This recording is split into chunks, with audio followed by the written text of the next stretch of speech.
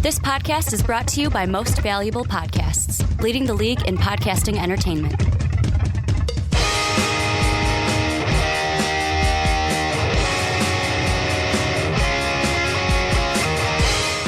What's up, real MVPs? Ricky Whitmer here, and welcome into another episode of the Onside Kick. It feels good to say that. I'm never going to get tired of saying that. I'm joined with my co-host for today, JD. JD, how we doing? How we doing in Canada that you were telling me it was 104 degrees out today? Yeah, it was hot. I'm working outside and it is no bueno. I mean, We're good. This is going to sound like I'm rubbing it in your face, brother, but I'm not. Thank God I don't have to work outside. I mean, I give credit to you and my buddy Johnny, who you guys know Johnny, former Rick and Johnny podcast, worked outside, manual labor jobs outside. I don't know how you do it, but hey, that's how you got to pay the bills, right? Any way to pay the bills. Any way to pay the bills. That's how we got to do it. But JD, we're continuing our dream here. And our dream is to get to football season. We're going through the NFC North today. We went through the AFC South, or not the AFC South, the AFC North. We went through both these. We're on the NFC North today. Before we get into everything, though, let's go ahead and do some house cleaning, housekeeping, however you want to say it. Down below, you can check out our Discord, Greatest Community in the Universe. Join it today. You can support us at patreon.com/MVPvids. That is down below as well. All of our socials are TikTok, Instagram, Twitter. Our personal Twitters are there as well. Hit that sub button if you love it. Hit the like button if you love today's podcast, and let us know what you guys think down below. But JD, we're going to get right into this one because this is a division that I obviously have been waiting for. This is my division. This is we were just where you call home in the AFC North. Now we're in my home, and I feel like we're on different sides because you should have hope for your team, even though I get why you are the way that you are, JD. You don't want to let into the hope and then be crushed when if it doesn't happen. Where me, I am very down about my team, but we'll get into that a lot later and how I am not looking forward to this football season for the Vikings. But we're going to start off with the last place team from last year. Da Bears. Let's see who they lost, JD. No longer in Chicago. Trent Taylor, he's with the Niners. Robert Tonyan, Big Bob Tonyan, he's on my team now. He's in Minnesota now. He's making the full circuit. He went from Green Bay to Chicago, now Minnesota. Then in a year he'll be in Detroit. You got Equiminius St. Brown is with the Saints. Deonta Foreman, we talked about him yesterday with the Browns. Nathan the Peterman, along with Lucas Patrick, they're with the Saints. Eddie Jackson is in Baltimore. Dan Feeney, he's with the Vikings. Cody Whitehair's with the Raiders. Justin Jones is with the Cardinals. And Darnell Mooney, wide receiver, is with the Hot Atlanta Falcons. Who'd they bring in? They bring in Jack Curhan, tackle from Seattle. They bring in Matt Pryor, guard tackle from San Francisco. DeAndre Carter coming in from Vegas. Jake Martin coming in from Indy. You've got Amen Agbongbemiga coming in from the Chargers. Coleman Shelton coming over from the Rams. Jonathan Owens coming from the Packers. Gerald Everett, tight end, coming over from the Chargers. And then Kevin Bird, right? Bird, B-Y-A-R-D. Bird, and then DeAndre Swift coming over from the Eagles. Keenan Allen. Well, yeah, and Keenan Allen. Those are all the free agencies. I was going to say, via trade, they're bringing in Keenan Allen. And via the draft, their two biggest draftees that will be starting this year, Caleb Williams and Rome Odunze. JD, here's the thing I want to start off with right off the rip with this Bears team. This Bears team is going to be very good this year. Bears fans, I've talked to a couple of you because I live in Chicago. I talk to Bears fans a lot. I have friends that are Bear fans. Obviously, Dave, Tim, on the team here at MVP, they are Bears fans. The thing I don't get, JD, is, well, I understand it, but I don't get it at the same time. Why Bears fans just don't let themselves be happy. It's almost like the way I've been describing it is like they're like the girl that gets cheated on so many times that like when you start to date her, she's like all like fidgety, like, oh, it's just gonna happen again. And like she just doesn't want to just be happy. And you're like, come on, I'm a great guy. Just be happy. That's what I see with Bears fans, because with this offense, I don't know if you saw it. I don't know if you guys out there heard it, but on the Rich Eisen show, apparently the Bears in Zoom calls with Caleb Williams, like the little 10-minute ones you get during the draft process, they were like, we're going to draft you, so we're just going to install the offense now. Installed the offense there to where when they finally got to meet him in person for a visit, they had all the offensive veterans there, like the leaders, like DJ Moore, Jenkins was there, two of them on that offensive line, and like Cole Kmet, to meet those leaders so that he's okay and vibing with the vets, so that when they're coming in this time, training camp, boom, we're hitting the ground running. JD, am I overhyping the Bears here? Because I think they're going to be special, and there's no way they are the last place team in the North at the end of the year. I wouldn't say you're overhyping them. Well, it depends on how good you think they're going to be, because I see them taking a jump. Because again, like their offense is actually good now. Last year, I know some Bear fans were a little overzealous with their expectations for the Bears offense, but this year I actually think that they will be at least at least an average offense. DeAndre Swift, like you mentioned, he's gonna definitely help them. They have a legit 1-2 with Swift and Herbert being that dual running tandem, I guess. And then yes, again, I love DJ Moore. I loved the trade last year. He's going into year 2 with the Bears. Great pickup there, pairing him with Roma Dunes. And the offensive line actually looks like it is getting better. You finally added some depth with your 2 free agent signings and Pryor, and you said it was Borum that got picked up. You're talking about offensive linemen? Yeah. Matt Pryor came over from the 49ers. Coleman Shelton came over from the Rams as well. Yeah, Shelton. Yeah, so you added some depth there, and again, Darnell Wright is going into his 2nd year, I believe now, at right tackle with them. I was high on him during the draft process, so he should be good. Tevin Jenkins, if he can stay healthy, he's going to be a very good guard. Braxton Jones, another guy who he was raw coming out of college, but now could be kind of finding his footing. But my big concern with them, which is why I'm not on your side fully with them being good, is the defense. I still think that they lack in areas. Like where? Like where do they lack in areas? Because like to me, this defense, yeah, they're not going to be a top 10 defense in the league, but I think they'll be good enough to help their team win. I think they lack in pass rushing. Montez Sweat obviously was a good pickup last year, because they traded him for him at the deadline, I believe, and then re-signed him. Yep. So he should be good, but Andrew Billings, he was drafted by the Bengals a few years ago. He never really lived up to it as a run stopper, so that's going to be a little bit of an issue. Gervon Dexter out of Florida.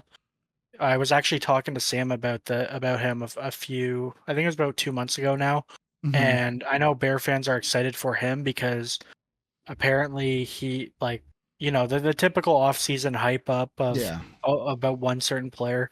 I would love to see him do well. He's a massive guy, and he has a lot of potential in the pass rush department. But I mean, realistically, besides that, I mean, where else is your pass rush coming from? DeMarcus Walker is okay, getting after the quarterback, and then Tremaine Edmonds can kind of blitz, but that's my main concern is the pass rush. They don't really have a number 1 pass rusher, in my opinion. And the secondary is just young. Montez Sweat, he's their main pass rusher. Montez Sweat, dude, he's going to come out to play this year because he actually wants to be in Chicago. He didn't want to be in Washington. Yeah, but what I'm saying is, sure, he's a number one pass rusher for the Bears, but I was never as big on him. Maybe that was just him being in Washington, but I still like. I think on a team, let's say on a team like the Colts, or just throwing the because they have other good pass rushers. He would be maybe like your second best pass rusher.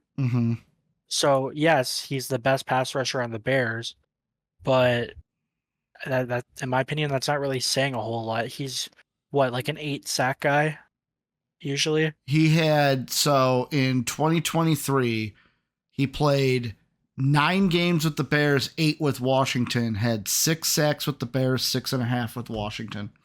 So Okay, overall, that was 12.5 12. sack guy. Yeah, and the year before, 12.5. 12.5. And then 8. And then 8. Yeah. So I mean, hey, you know what? Maybe he's turning a corner then, because before that, like, it was obviously lower, like 5 and then 9. I'm sorry, pardon me. That was 12.5 total. The year before, yes, he was an 8 sack guy before last year. Yeah. So if he can keep up, if he can be a 12.5 sack guy or a 12 sack guy, obviously not bad, but the sack numbers now are starting to go up. So I don't really view 12 sacks as like as what you would have looked at it like 5 years ago. Because now you have guys getting 18 sacks, 20 sacks. So that's kind of my point. Again, but still a great player. I'm not as big on him. So I'm looking right now as of like last year. And you look at the Bears defense last year, it was pretty good. So overall, they're giving up last year 324 yards per game. Most of it came in the passing department, like you said, 237 yards through the air given up. Maybe a bigger pass rush would help, having 2 weapons instead of 1. The big thing, though, with this team, if they can continue to do this, it will help them this year, is they were, let me see here, the number 1 team in rushing defense, 86.4 yards per game.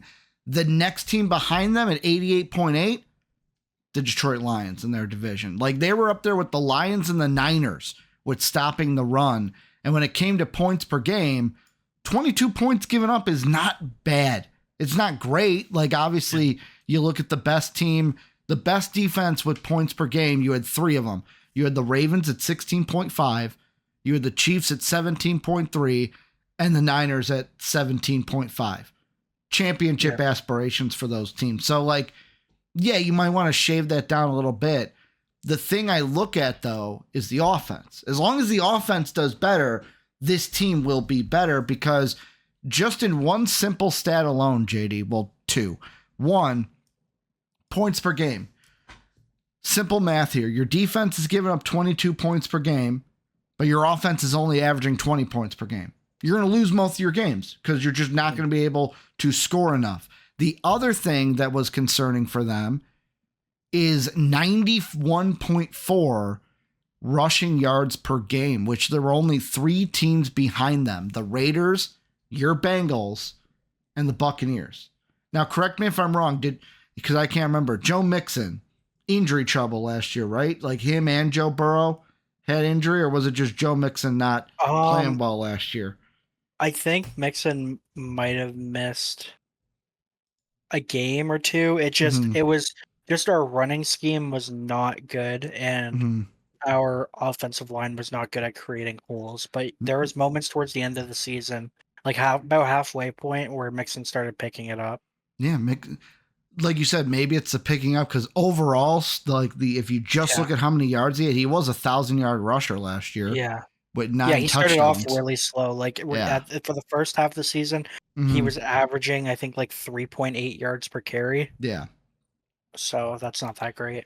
And, like, the thing I look at is No, the Bears were not 91. Sorry, I'm looking at my ESPN.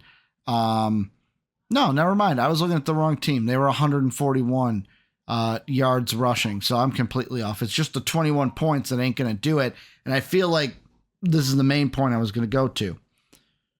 Hi, everybody. Just want to take a quick moment out of today's podcast to tell you about our sponsor for today, BETUS, a sports book that has it all, whether it's basketball, hockey, football, soccer, whatever you like to bet on, BETUS has you covered. And they are offering our viewers and listeners today a 125% sign-up bonus just for using our link down below in the description. So go ahead, use that link down below and get your 125% sign-up bonus, BETUS. And now, let's get back to the podcast.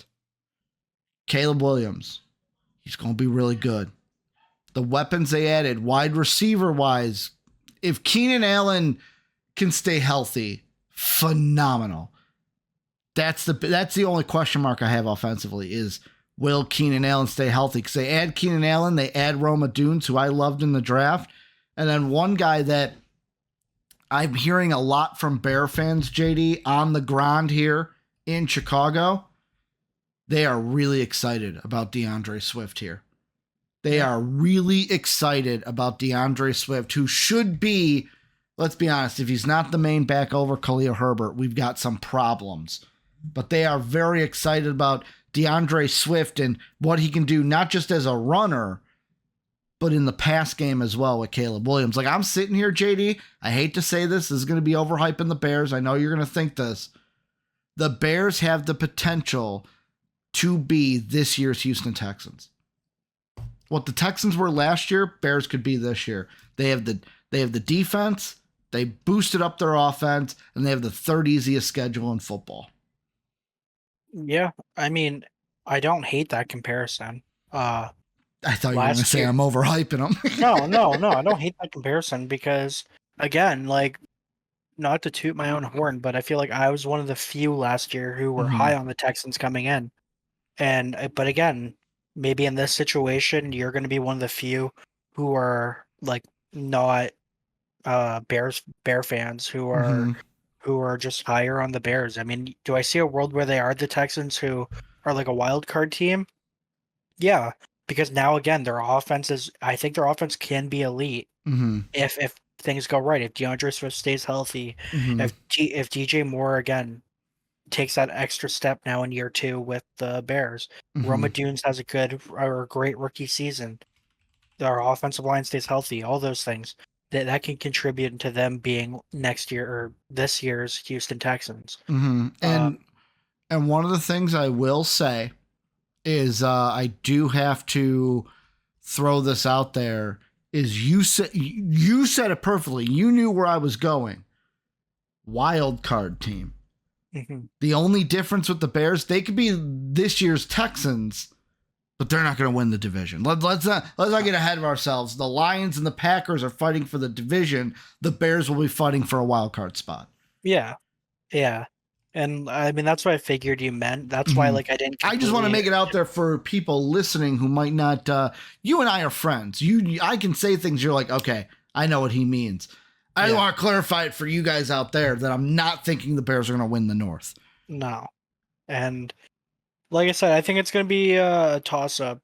Their defense they got a young secondary besides Kevin Byrd, really, but I mean.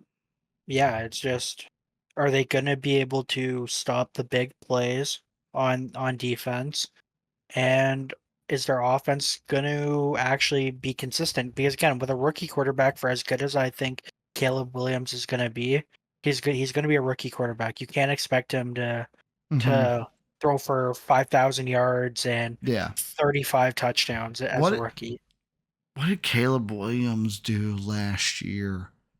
As a rookie, how many yards do you think he threw? Oh, you mean CJ Stroud? CJ Stroud. He did.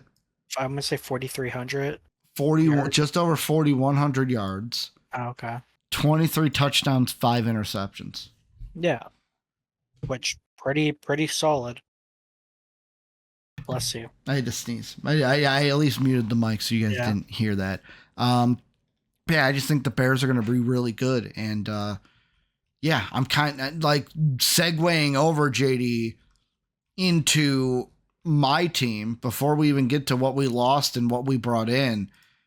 I'm just very nervous as a Viking fan because there's got to be some team that comes in last place. And unless there's injuries, some team's got to be in last place. It's like that's how it is. With the Vikings, though, what we lose. TJ Smith, he's in Carolina. Hakeem Adeniji, he's with the Browns. Cam Akers, Houston. Chris Reed, Houston. Greg Joseph, he's over in Green Bay. What is it? Carissus Tunga is with the Cardinals. Troy Dye is with the Chargers. Oli Ado is with the Saints. Alexander Matheson is with the Raiders. Joshua Dobbs is now in San Francisco. You got Austin Schottman is with the Giants. KJ Osborne with the Patriots. Dean Lowry, he's a little bit injured right now, but he's with the Steelers. Marcus Davenport, he is with the Lions. Jordan Hicks, Cleveland. DJ Wunum is with the Panthers. Daniel Hunter is with the Texans. Kirk Cousins is with the Falcons. What do we bring in? We bring in Jabril Cox from the Commanders, Big Bob Tunyon from the Bears, Camus Grugier Hill from the Panthers, Jonah Williams from the Rams, Jonah Hill. We bring in Trent Sherfield from the Buffalo Bills, Jihad Ward, ILL from the Giants. We bring in Dan Feeney from the Bears. We got Jerry Tillery from the Raiders, Shaquille Griffin from the Panthers, Aaron Jones from the Packers, Sam Darnold from the Niners, Andrew Van Ginkel from the Dolphins, Blake Cashman from the Texans, and Jonathan Greenyard from the Texans. But also when you look at this team, we did add through the draft. The biggest thing we added through the draft, and I got to thank the Atlanta Falcons for this, is basically they gave us Dallas Turner. But JD, and this will be the first time we have this on an onside kick, because, you know, I don't do this often, but I have to express myself here. But also because of the Falcons, I have JJ McCarthy. So I'm just going to say, F you, Atlanta. First one. After like, five episodes. I pick my spots, JD. That's the thing I'm going to start to do. I'm picking my spots. It's going to come out, but if I do it, I have to mean it. And then I have to repent for it.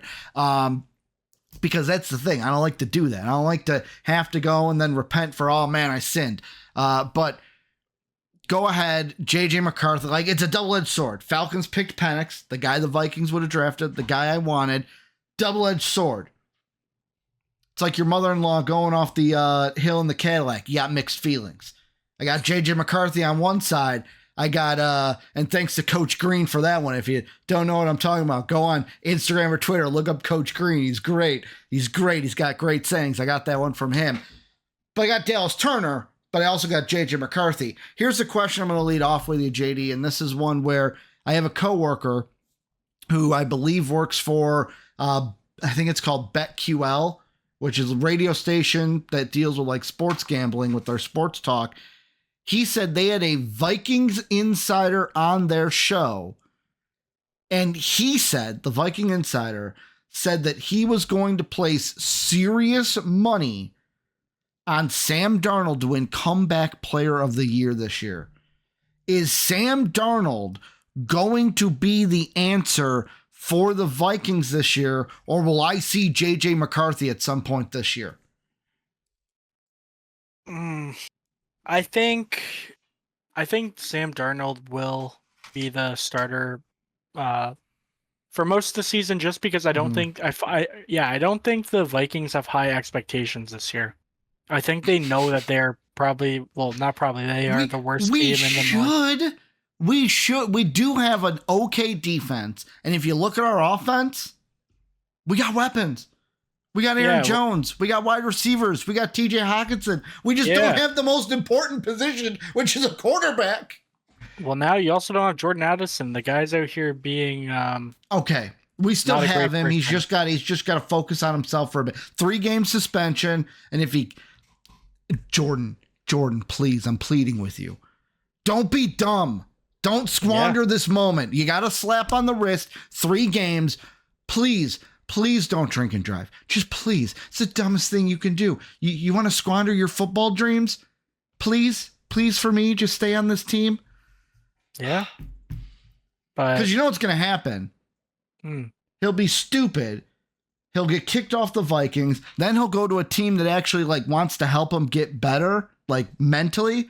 He'll then stop doing it, and he'll be a great weapon for them. Yeah. So it's on the Vikings too. Help him get right. He's been arrested twice in the past. Yes, which is bad. Which is bad. I'm not saying it's not bad. No, but I know the team that. also needs to help him get right. Not just, hey, it's all on you. And you know what? If you don't get right, we'll kick you off the team. That I didn't like. They should have said, we're going to help you get better. But that's besides the point. Yeah, I agree. But yeah, I could see Darnold being the starter for the whole year. Now you might see JJ come in at certain moments, or maybe if Darnold completely sucks. But I think he'll be all right. I think he at best, I mean, he'll be an average quarterback. But because like you said, he has weapons. He has weapons to make his life easier. Sure, the offensive line could use some work, but it's not the worst thing in the world. The defense has obviously been getting worse and worse over the past 3 years. Yeah. So that might be your biggest downfall there. But again, I think there's still room to be excited for there's still reason to be excited. You still have like Andrew Booth Jr., who I know he's not starting, but he's a promising young corner. You still have Ivan Pace Jr., who was a rookie last year, I believe. And I mean, he looked very good. And then why am I drawing a blank? You mentioned him. You drafted him this year. Dallas Turner, is he starting for you guys? He should be. Let me check the depth chart. No, he's not. He'll be playing behind Andrew Van Ginkel as of right now. Great. That's going to make me happy. He should be starting at some point this season. Well, that's what I was going to say. I'm like, if he starts, I'd be excited for him. Right now, he's scheduled. He's right now second on the depth chart for right side, outside linebacker. Yeah. And again, you and I were both excited for him coming in. Should have went to the Falcons. I'll be completely honest. Should have went to the Falcons at, what was that, 8? Yep. And so again, high upside guy. So there's reason to be excited, but again, you also got to be realistic and also realize that you're still probably the worst team in the division. Well, here's the thing. So the Vikings, let's look at last year. The Vikings last year were a 7-10 team, and that was even with Kirk Cousins on this team. If we look at, let me pull up our schedule from last year real quick, because I still had the Bears one up. If we look at how we did last year, it was one of those things where we had a bad beginning, a bad end, but a great middle. Where we started off the year, 1-4? We start off 1-4, but then starting with that week, what was it? Week 6 game with Chicago, we rattle off 5 straight wins to get us to 6-4. But then after going 6-4, we win 1 of our remaining games to finish 7-10. So we go 1-4, then we go 5-0. And then we go, what would that be? 1-6 to end the year? You just can't do that. We just fell apart at the end. And this year, you look at our strength of schedule. Like I said, the Bears have the 3rd easiest schedule. The Vikings have the 5th hardest schedule this year. Oh. Yeah. As a 3rd place team? Exactly. We are right behind the Ravens. Dang. We talked about... what would this? I'm trying to think when we talked about this on Friday per releases. They are the 5th hardest schedule this year. And I think the reason why they are the 5th hardest schedule is so how the NFC divisions break down this year is we play the NFC North. The AFC division we get is the AFC South. So every North team plays the AFC South. Every North team will also play the NFC West, which AFC South, 50-50. Like Jacksonville could be tough, but like the only easy team I would say in there is the Titans. With the West, only easy team, maybe the Rams, but like the Cardinals are the only easy team. You look at the other teams that the Vikings are going to have to play that are just on their own. We get opening the year at the New York Giants. So we play the Giants when no one else does. That one, it's like, okay, Ricky, the Giants aren't that hard. The other two, JD, we play week 6 in an international game at 8:30 in the morning Central Time. We play Aaron Rodgers and the Jets. So that's a tough opponent. And then I'm sorry, week 14, we get to host Kirk Cousins. And then a Falcons team that could be tough. What? Like this is a 5th hardest. And I'm going to use air quotes because those 3 games that are just for us, Giants could be 50-50. I think that's the 3rd easiest of the 3. Jets are probably the hardest of the 3. Falcons, it's like this. Right now we look at it as the hardest because we're hyping up the Falcons, but it could be not the hardest. It could be like more to that Giant side. It could be the easiest. Like week 14, Falcons could be in disarray. Oh no, it just hit me. What? My worst nightmare, JD. Michael Penix starts against you Kirk guys? Cousins is either injured or isn't playing, and I get to see Michael Penix come in playing JJ McCarthy. And please, if I have a Michael Penix versus JJ McCarthy that day, and Penix roasts us, that next onside kick is not. I may not be able to do it because it would just be a beep for the whole thing. Yeah, I will be livid that next onside kick. I hope that doesn't happen. That will be in December. We got a long time for freak injuries to happen. I am not excited about that now, JD. I just got. They'll be okay. But the Vikings, go ahead. The Vikings. Yeah, I mean, it's just. Yeah, that schedule or that schedule making is pretty tough. Mm-hmm. But yeah, I mean, I think now you just got to embrace the tank. I mean, it sucks that you drafted a quarterback who I'm not high on. I'm not either. I know you're not high on him. It just, I don't want to say you need him to hit. I need him to hit. For my sanity, I need him to hit. Because if he doesn't hit, well, then you just wasted whatever. Like, you're just wasting Justin Jefferson. Tick, tick, tick, tick, tick. And by the time, like, you can't have it by the time you guys get an actual good quarterback. JJ is like, what? He'll be like 30, let's say. Mm-hmm. So it's important for McCarthy to hit. But I don't know. I don't think it's possible. The way I see it is JJ McCarthy will probably be on this team the next 3 seasons. I look at him like Zach Wilson. That's what I think he's going to be. He's not going to pan out. Zach Wilson was with his starting team for about three years, but you make an important thing. This team's going to look a lot different in 3 years. And then after 3 years, Jay Jettas only has 2 years left on his contract. So then with 2 years left in his contract, you got to bring in another rookie to then get used to him. And then like by the time those 2 years are up and the rookie's probably like ready to go, like, you know what I mean? You see the problem here? Yeah. Am I the only one that I feel like I'm like talking crazy right now? No, I mean, that's what we did with AJ Green. Mm-hmm. We squandered him. Again, I like Andy Dalton as a person, but objectively, not a great quarterback. And the news coming out of, I don't mean to cut you off, Viking camp, Darnold's getting the majority of first team reps, but apparently head coach Kevin O'Connell said today, as we're recording this on the 30th, He said that the club will eventually get first-round rookie J.J. McCarthy some reps with the number ones during camp. The exact quote was, "I'm always going to do whatever I think is best for the team to give us the best chance to win, while also understanding that the journey for a young quarterback in this league," and I'm really talking about both Sam and JJ, "is really defined in a lot of ways by things outside of their control."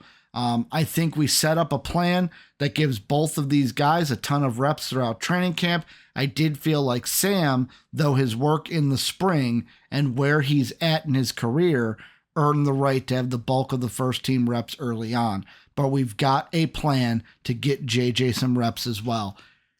Is that telling me that Sam Darnold's not going to be starting the whole year? They have a plan to bring in JJ at some point. Yeah, I think again. Unless JJ's like 6-0 to start the year. Yeah, I mean, I think they are expecting Sam Darnold, or they're not expecting. They're being realistic with their expectations for Sam Darnold. They realize he's not an all-pro type caliber quarterback. So if he's below average, then I think then they're like, all right, well, let's start our guy that we drafted. Yeah. It's just tough, dude. It's like, I want this team to be good. I'm going to root for this team every week, but at the same time, I look at it and I go, I am just not excited for this. It's weird because, like I said at the beginning of the podcast, like, I feel like you're not excited for the year because you're worried about what could go wrong. Yeah. While I'm sitting here going, dude, I'm actually worried everything will go wrong. So it's like, it almost makes me mad of like, you'd be happy for your team. Be happy. Yeah. I wish I was in your situation. My problem is, like you said, like you said about Bears fans, that's how I am, because last year I had Super Bowl or bust expectations. You should have that again. No. Joey B is the only guy to beat Patrick Mahomes. You're in the driver's seat, JD. You're in the driver's seat. Moving on, though, we move over to the Green Bay Packers, who, what did they lose during the offseason? Josiah Dugara is with Jacksonville. Jonathan Owens is with Chicago. Aaron Jones is with my Vikings. Nosh Nigman is with the Panthers. You have Darnell Savage is with the Jaguars. John Runyon is with the Giants. Kadar Hollerman is with the Ravens. Tierre Tart is with the last two, Hollerman and Tart. Those are Texans. I read too far up. What did the Packers bring in? Andre Diller from the Titans. Greg Joseph from the Vikings. Josh Jacobs from the Raiders. And Xavier McKinney from the Giants. I believe Xavier McKinney, former Viking, if I'm not mistaken. No, he was not. He was drafted by the Giants. Different Xavier. Who was the Xavier then that I'm thinking of that was with the Vikings? We had a Xavier. He was out of MSU. Xavier Rhodes. Xavier Rhodes. That's what I was thinking. Was he as a cornerback? Yeah, he was a cornerback. Yeah. Florida State, it was Xavier Rhodes. 25th pick in the 2013 draft. He's no longer in the league anymore.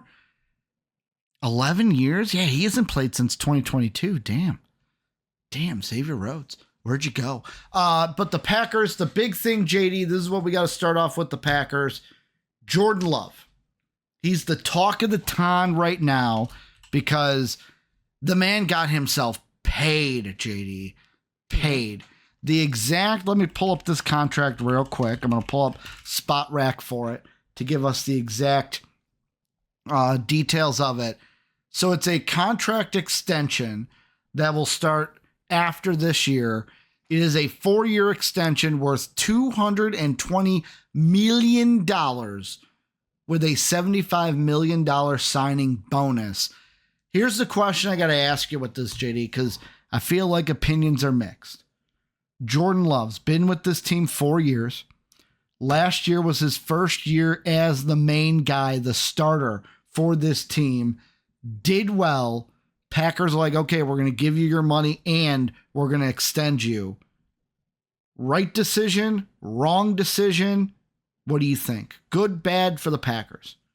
I think it was a good decision, honestly. Mm-hmm. I mean, I don't absolutely love Jordan Love, Mm-hmm. but I think he proved himself, and the plan was always to have him sit behind Aaron Rodgers and Mm-hmm. then eventually start.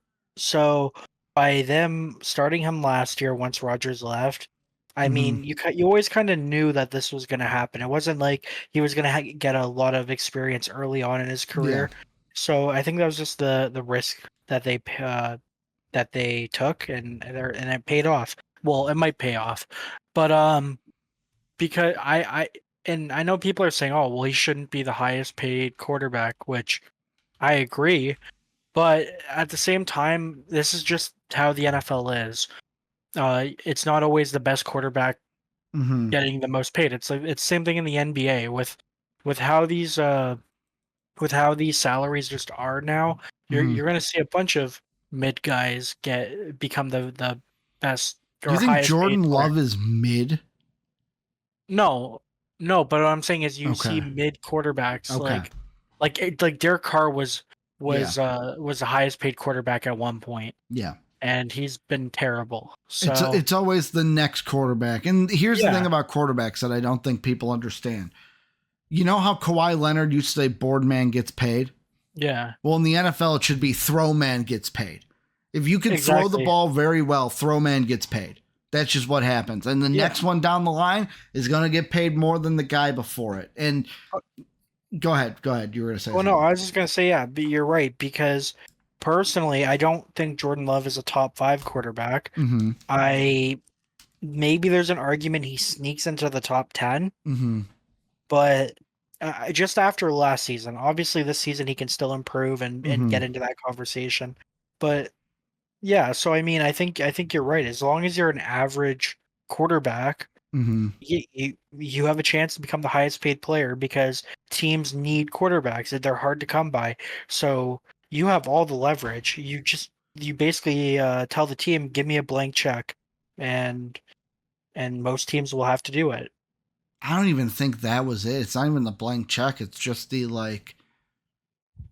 it's the Packers. And this is the part I don't hate is when they drafted Jordan Love. It was kind of a freak thing of whoa, they drafted a quarterback? And then everyone was like, ooh, okay, the writing may be on the wall for Aaron Rodgers. Well, guess what? It was. Packers went with their guy. We like this guy.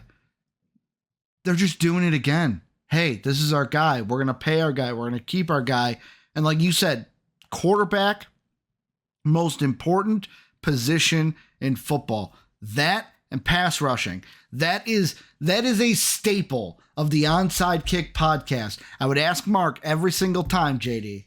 Every single time I'd be like, two most important positions in football? And I'd point over to him, and what would he say, JD? Quarterback and pass rush. Quarterback and pass rush. If you can rush the quarterback, make his life difficult, or if you have a guy who can lead drives down the field and win you games, bada bing, bada boom. Now, here's the thing that you might have to take a look at. Tale of two halves last year for the Packers.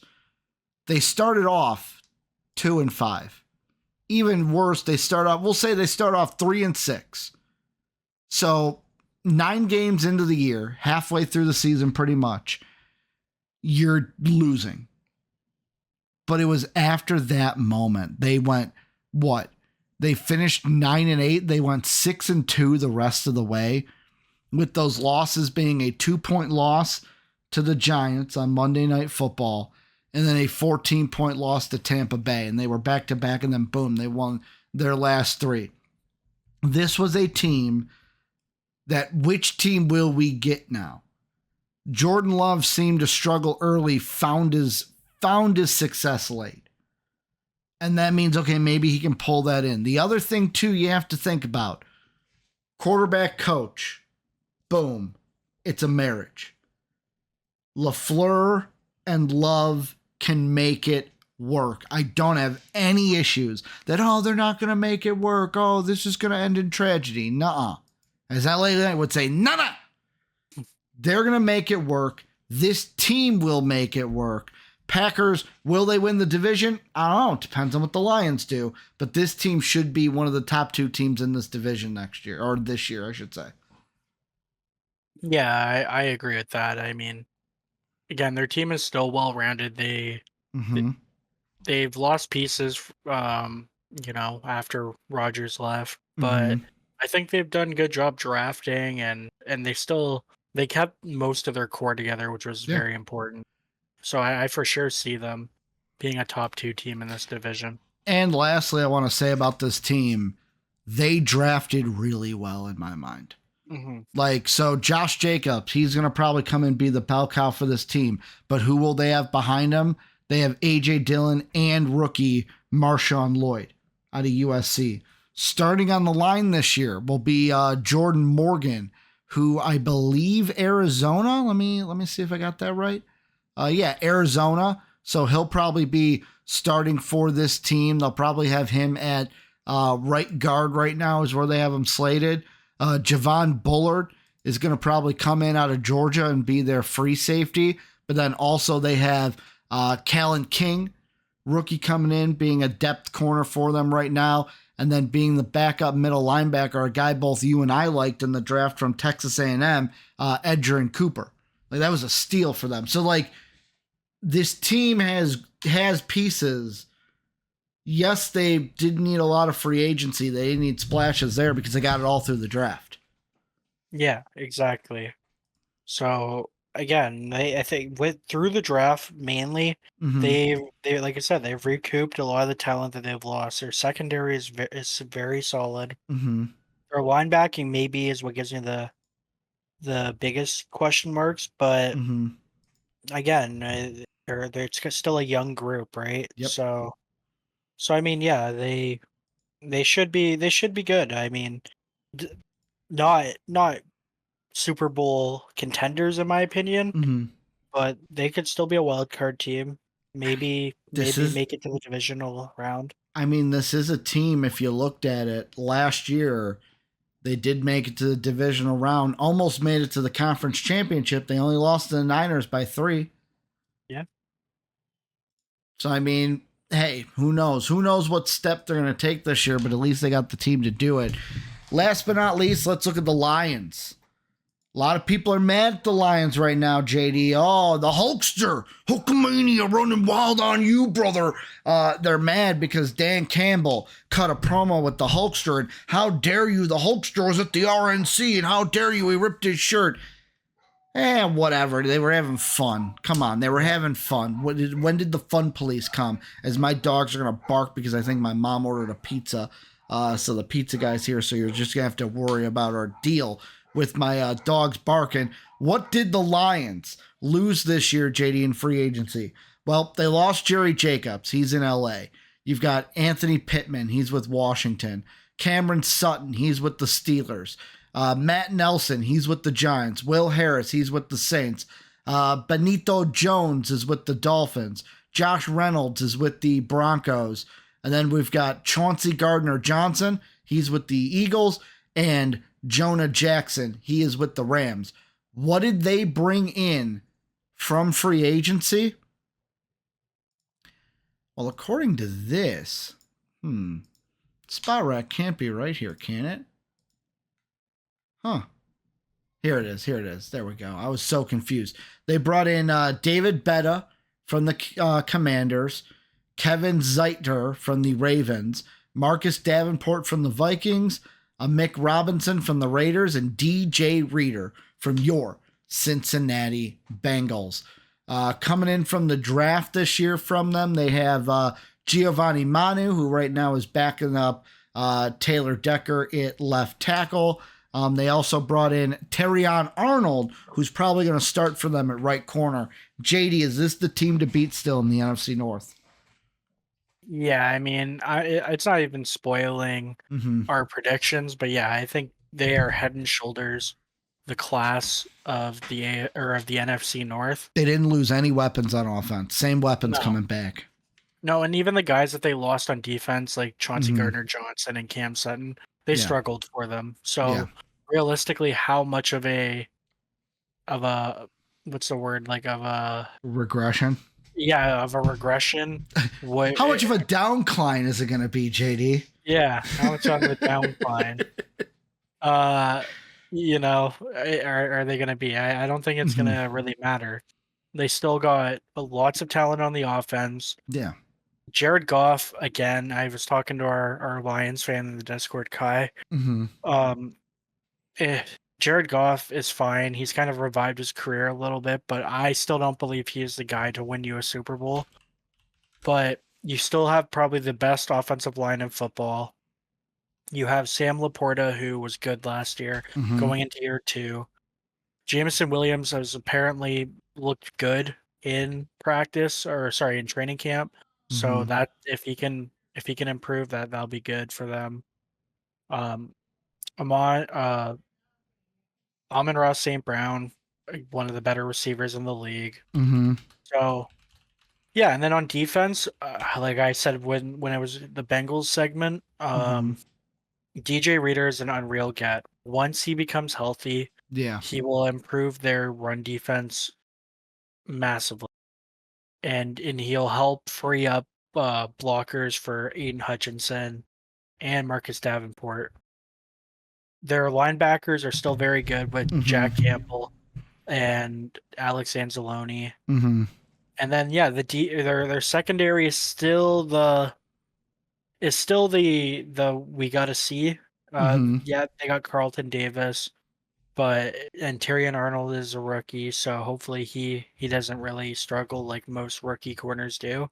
Kirby Joseph, he was fine last year, and Brian Branch. So the secondary is still probably the biggest question mark for this team, but I still think they'll be the best team in the NFC North.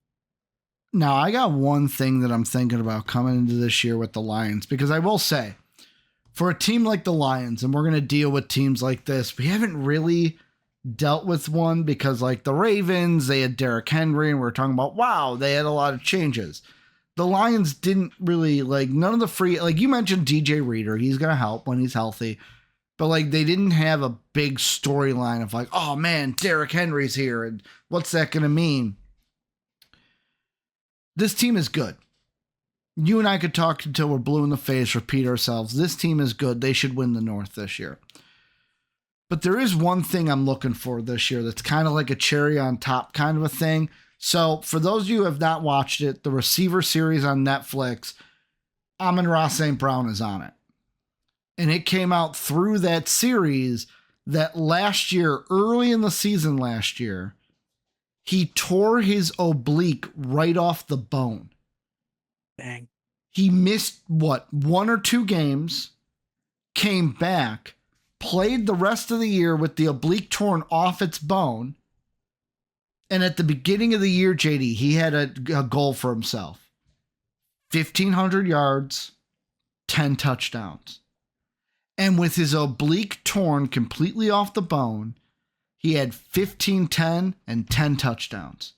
Yeah. So I ask myself, if he could do that for most of the year with an injury like an oblique, and the one thing that I will say, hurt like hell every week, I bet you that.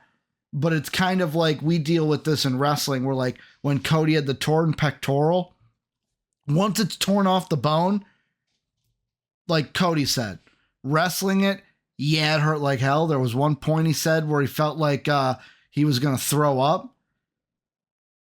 But there's no additional damage you could do to it. It's torn off the bone. Like there's nothing more you could do to it. Well, yeah, even look at Kristaps Porzingis in the finals this year. Yep. I mean, yeah, he wasn't nearly as good because that thing probably was extremely painful. Yeah. But if you can't do anything worse to it, then as morbid as it sounds, then who cares, you know? Now I had to just double check. The oblique is like right here. Yeah. It's like front of the body side. So like even for a wide receiver, like that's where you're getting hit. Yeah. You're getting hit in that side. So like, I don't know how he did it. I don't know what he had to do to get through it, how he managed the pain to play all year. But like, so if he's healthy this year and doesn't have an oblique that's completely torn off the bone, JD, my question is, and this is kind of what I'm thinking, and I'm going to say it, and then ask it to you. I think because of the way the Vikings are going to be right now, I would say that most people, if you ask them who's the number one receiver in football, you're either going to get one of two answers. Half of people are going to say Jay Jettas. Half of people are going to say Tyreek Hill. You might get a sprinkling of other receivers, but I would think the majority would say either Justin Jefferson's or Tyreek Hill. And those the people, best receiver. Justin Jefferson's the right answer, by the way. Yeah, so you'd be in one of the two majorities, is what I'm saying. Yeah. Here's my question, though. With how the Vikings are going to be this year, is it possible that Amon-Ra St. Brown has a year this year to where going into next season, people are saying he's the best wide receiver in football? I think there's a chance. Will it happen? I don't know. But there's a chance, healthy all year, that he puts up better numbers this year and people crown him the best wide receiver in football going into next year. Yeah, the only way I see that happening is if he does put up better numbers than Jefferson. Mm-hmm. Because, which I guess is possible because of Jefferson's quarterback. Mm-hmm. But, I mean, man, I like St. Brown. I think he's a great player. Mm-hmm. But I just don't see a world where he is the best receiver in the league. I mean, he's not bad by any means. Mm-hmm. Again, you could argue he's top 5. Yeah. Maybe even top 3. But I don't know.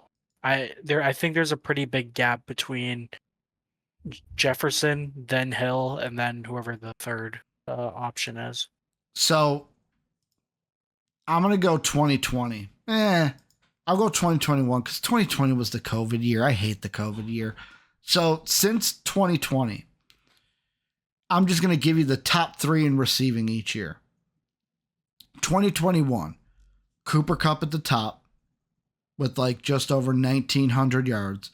Jay Jettas with 1,600. Devonta Adams with the Packers. Aaron Rodgers, Devonta Adams with about 1,500. So 1,550.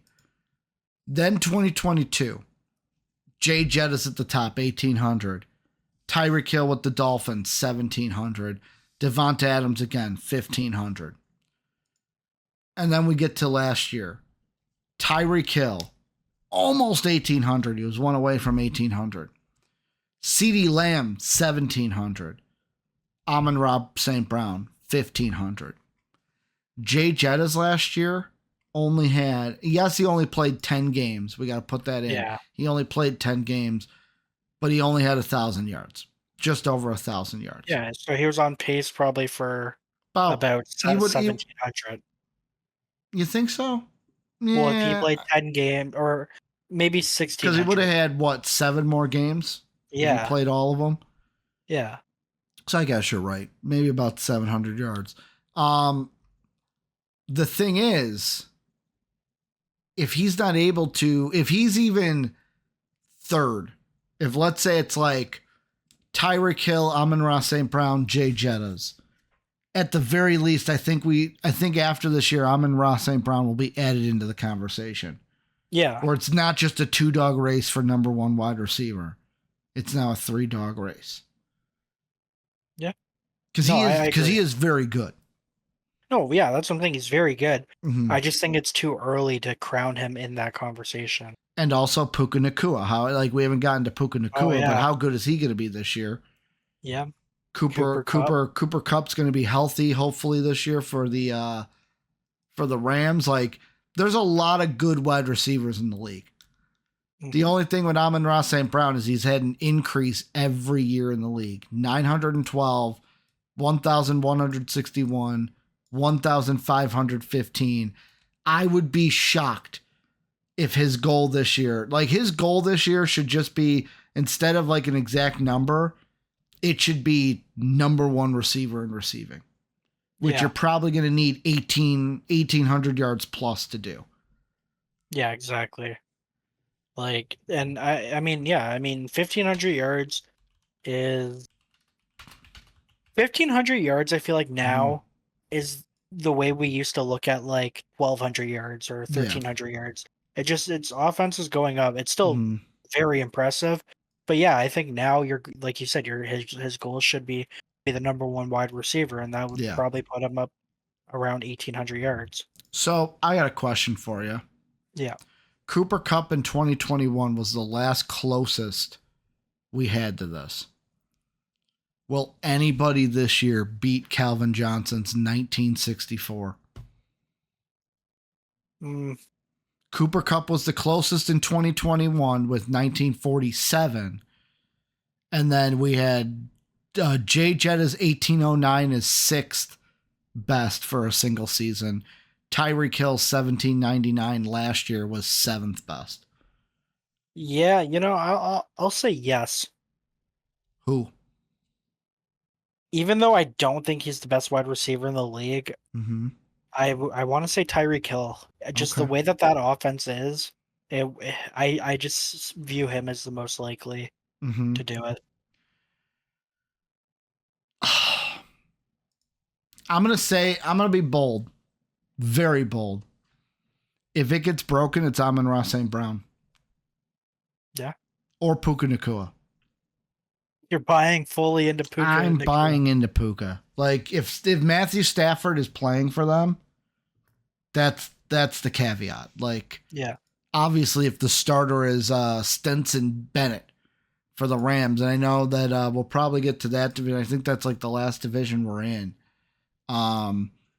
Yeah, Matthew Stafford's the starter. Stetson Bennett is if it's Dresser Wynn or Stetson Bennett playing at all, he probably won't. But like, I don't know. I'm buying in on Amon-Ra St. Brown this year. I think I'm really buying in on him, and the Lions are probably going to win this division. It's either going to be them or the Packers. So we'll have to wait and see. But this is where you guys come in. Let us know what you guys think down below in the description. Let us know. Well, not in the description, in the comment section. What you guys think about any team we talked about today. Also, check out the Discord in the description if you're not in it already. Support us at patreon.com. That link is in the description as well, along with all of our socials. Go ahead and follow us there. Hit that sub button, that like button. JD, thank you for another great podcast, my man. Yes, sir. We will see you guys. I believe this one comes out on a Monday, so we'll see you on Wednesday. If it comes out on Wednesday, we'll see you on Friday. I'm losing track of where these are going in the future, but we'll either see you on Monday, Wednesday, or Friday here while we keep these previews going along. Coming up next, the AFC South. We'll see you then, and as always, have a good day, everybody. See ya. As always, we'd like to thank the people that make these videos possible, our patrons whose names are displayed on the screen now.